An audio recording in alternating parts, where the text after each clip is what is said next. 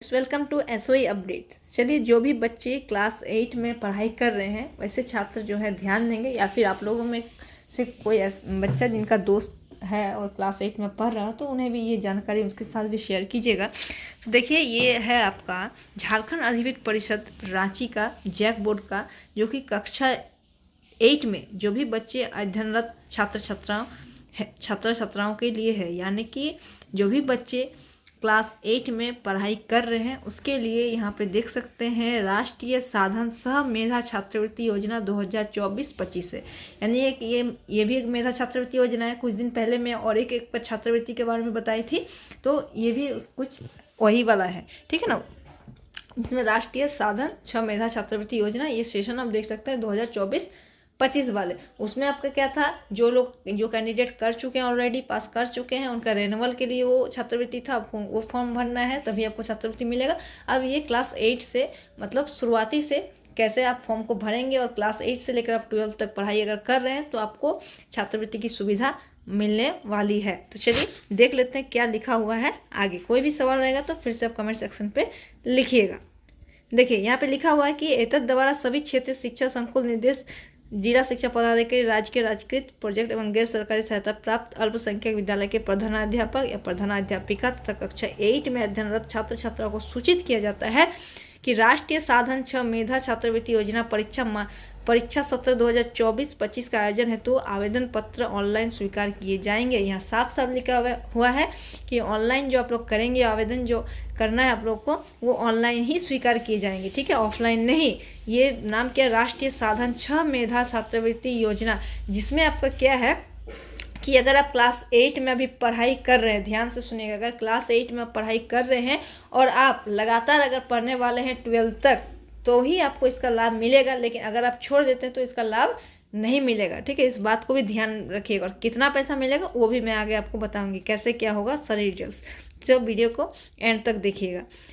यहाँ पे देखिए, स्कूली शिक्षा व साक्षरता मंत्रालय भारत सरकार द्वारा राष्ट्रीय साधन सह मेधा छात्रवृत्ति योजना के अंतर्गत चयनित छात्र छात्राओं को NSP पोर्टल द्वारा DBT के माध्यम से वर्ग 11 से वर्ग 12 तक नियमित रूप से अध्ययनरत रहने पर एवं NSP पोर्टल पर आवेदन करने पर छात्रवृत्ति 12,000 रुपया प्रति वर्ष प्रदान की जाएगी, ठीक है। तो इस चीज़ को यहाँ पे नोट डाउन कीजिएगा। क्लास 9 से 12 तक अगर आप नियमित रूप से अध्ययनरत रहेंगे तो ही आप क्या करेंगे, NSP पोर्टल पर आवेदन करने पर छात्रवृत्ति का इतना 12,000 रुपया आपको प्रति वर्ष प्रदान किया जाएगा। अगर आप छोड़ देते हैं तो फिर आपको नहीं मिलेगा, ठीक है। इसमें भी कुछ शर्त है किनको मिलेगा और किनको नहीं मिलेगा। चलिए आगे हम लोग देखते हैं क्या है। तो नामांकित के लिए एवं अध्ययनरत वैसे छात्र छात्राएं जो राष्ट्रीय साधन सह मेधा छात्रवृत्ति योजना परीक्षा 2024-25 में सम्मिलित होने के पात्र होंगे। अब वैसे छात्र छात्राएं कौन इसमें सम्मिलित हो सकते हैं इस छात्रवृत्ति में, ऐसा नहीं कि हर कोई हो सकता है ना। इसमें कौन सम्मिलित, सब में क्या होता है, सभी चीज़ों में कैटेगरी वाइज सारी चीज़ें होती होता है ना, कि आप लोग जैसे SC के लिए कम मार्क्स पे आपका एडमिशन लिया जाता है, जनरल वाले के लिए कट ऑफ थोड़ा ज़्यादा रहता है, उसी तरह इसमें भी कुछ नियम रूल्स दिया गया है, तो वही बच्चे जो है इसमें पार्टिसिपेट कर सकते हैं। अब देखिए क्या है वो नियम। शैक्षणिक सत्र 2023-24 में 55% अंकों के साथ 7वीं की कक्षा में उत्तीर्ण हुए हो एवं सत्र 2024-25 में अष्टम वर्ग में नामांकित एवं अध्ययनरत हो।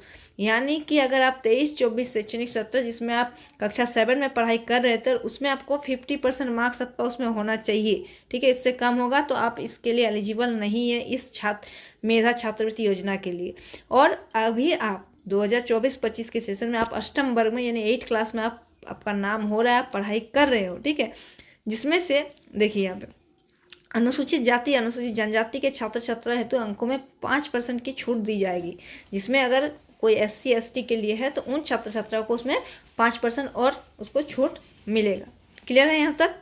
चलिए आगे हम लोग देख लेते हैं। इनके माता पिता अभिभावक की वार्षिक आय 3.5 लाख रुपए से अधिक नहीं होनी चाहिए। इस चीज़ को भी आप ध्यान में रखिएगा कि 3.5 लाख से आप जब आय प्रमाण पत्र बनाइएगा तो उसमें जो है आपका 3.5 लाख से, क्योंकि छात्रवृत्ति भरने के लिए आय की ज़रूरत पड़ती है, ठीक है, ये शुरू से ही चला आ रहा है, तो उसमें 3.5 लाख रुपए से अधिक नहीं होनी चाहिए आपका वार्षिक आय। तभी आप इसमें भर सकते हो। तीसरा चीज़ क्या है इसमें कि आप कोई भी केंद्रीय विद्यालय या जवाहर नवोदय या सैनिक स्कूल में या राज्य सरकार द्वारा जो आवासीय विद्यालय है उसमें आप रहने खाने की व्यवस्था आपको सरकार द्वारा अगर ये सुविधाएं नहीं मिलती है तो ही आप इसमें सम्मिलित हो सकते हैं। अगर आपको वो सुविधाएं सरकार द्वारा पहले से मिल रही है तो आप इस 12,000 रुपये के पात्र नहीं होंगे। ठीक है, तो इस सभी चीज़ों को ध्यान में रख के आपको क्या करना है, फॉर्म आप भर सकते हैं। चलिए आगे देखते हैं क्या है कि परीक्षा शुल्क। इसमें परीक्षा शुल्क देखिए ऑनलाइन ही लिए जाएंगे, ऑफलाइन का कोई यहाँ पे नहीं दिया गया है, जिसमें से आपको जनरल BC1 BC2 और EWS के विद्यार्थियों के लिए 250 रुपये है और अनुसूचित जाति जनजाति के लिए 125 रुपये है। क्लियर है यहाँ तक? और जिसमें इस हेतु जाति प्रमाण पत्र संलग्न करना आवश्यक होगा। अगर आप SC ST कैटेगरी में आते हैं तो आपको उसमें जाति प्रमाण पत्र यानी कास्ट सर्टिफिकेट देना आवश्यक है। अगर आप कास्ट सर्टिफिकेट नहीं देते हैं तो फिर आपको ये 125 रुपये की जगह 250 रुपये हो सकते हैं भरने पड़े। ठीक है, अब देखिए यहाँ पे राष्ट्रीय स्वमेधा छात्रवृत्ति योजना परीक्षा के प्रश्न पत्र वर्ग 7 एवं 8 के स्तर के होंगे। अब प्रश्न पत्र कैसा रहेगा, अब एग्जाम में बैठेंगे तो आपको एग्जाम पैटर्न भी तो पता होना चाहिए। तो इसमें देखिए 7 और 8 के स्तर के ही होंगे और OMR शीट आधारित आपका एग्जाम होगा, यानी ऑब्जेक्टिव टाइप एग्जाम रहेगा। जिसमें आपका क्या रहेगा, देखिए यह शेड्यूल दिया गया सभी online application schedule. Student registration दिया है 13/4/2025 से 30/4/2025, यानी कल सबका स्टार्ट हो चुका है। ठीक है, आज 14 तारीख है और ये कब तक होने वाला है, 30 अप्रैल तक। ध्यान रखिएगा 30 अप्रैल तक इसका होने वाला आपके पास डेट है अप्लाई करने के लिए। अगर आप इसमें इंटरेस्टेड है और आप इन सभी कैटेगरी के अंदर आते हैं, जो मैं यहाँ पे रूल्स लिखा हुआ है, नियम लिखा हुआ है जो मैं बताइए, अगर उसके अंदर आप आते हैं तो अब इसके लिए एलिजिबल है।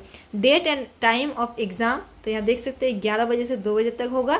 30 मिनट जो है एक्स्ट्रा फॉर विजुअली चैलेंजिंग के लिए आपको मिलेगा। और जो एग्ज़ाम कब होगा, एग्ज़ाम डेट भी देखिए यहाँ दे दिया गया है 18/5/2025, यानी 18 मई संडे रविवार के दिन आपका ये एग्ज़ाम होगा। कौन कौन सा पेपर रहेगा, एक देखिए मेंटली एबिलिटी टेस्ट रहेगा और दूसरा स्कॉलस्टिक एप्टीट्यूड टेस्ट रहेगा। ठीक है, तो ये पेपर रहेगा। टेस्ट टाइप कौन कौन सा पैटर्न क्या रहेगा एग्जाम का, तो ये रहेगा 2 सब्जेक्ट, जिसमें 90 क्वेश्चन रहेंगे और सभी क्वेश्चन में 1-1 नंबर, यानी 90 मार्क्स का आपका एग्जाम होगा। 90-90। ठीक है, यहाँ देख सकते हैं पेपर 1 ये पेपर 2, उसमें भी 90 मार्क्स, इसमें भी 90 मार्क्स और सभी में 1 मार्क्स आपका रहेगा। क्वालिफाइंग मार्क्स क्या रहेगा, 40% for general BC1 BC2 and EWS 32। यहाँ पे सब दिया गया कि कितने परसेंटेज के आधार पर आपका सिलेक्शन होगा कैटेगरी वाइज, यहाँ देख सकते हैं।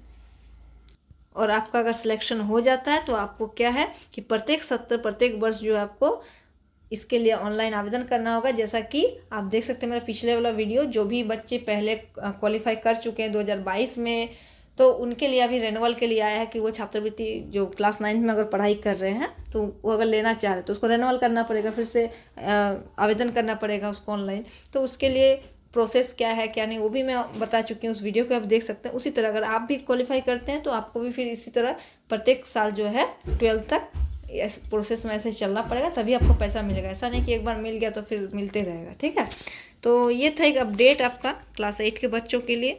अगर आप लोग इंटरेस्टेड है तो आप लोग ऑनलाइन कीजिए, और बाकी कोई भी सवाल रहेगा, समझने में दिक्कत हो रहा है तो कमेंट सेक्शन में ज़रूर लिखिएगा। Thank you.